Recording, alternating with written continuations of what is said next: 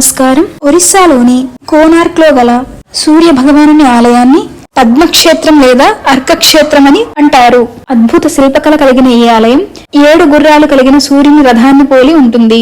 కోనార్క్ అనే పదానికి అర్థం సంస్కృతం నుండి తీసుకోబడింది. కోన అంటే మూల అని అర్థం.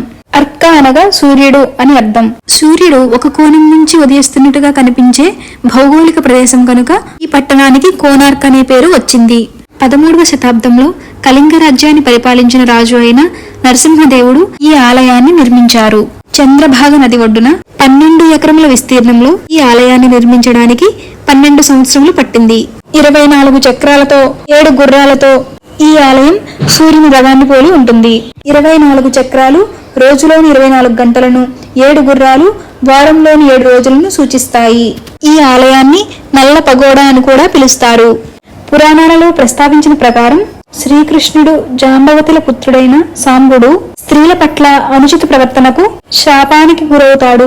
శాప విమోచన కోసం చంద్రభాగ నది ఒడ్డున తపస్సు చేసి నదిలో స్నానం చేసినప్పుడు దొరికిన సూర్య భగవానుని విగ్రహాన్ని నది ఒడ్డున ప్రతిష్ఠించారు. అలా శాంబునికి శాప విమోచనం జరిగిందని పురాణాలలో ప్రస్తావించారు.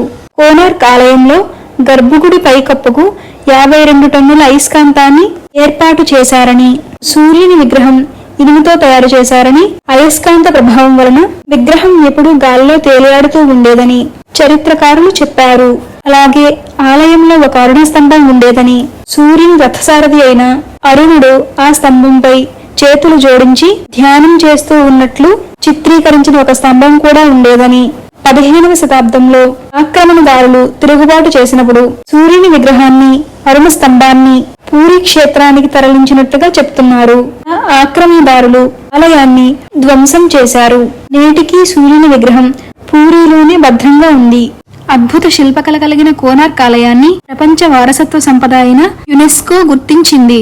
కొత్తగా ముద్రించిన 10 రూపాయల నోటుపై Reserve Bank of India Konark దేవాలయాన్ని చిత్రీకరించింది. స్వస్తి.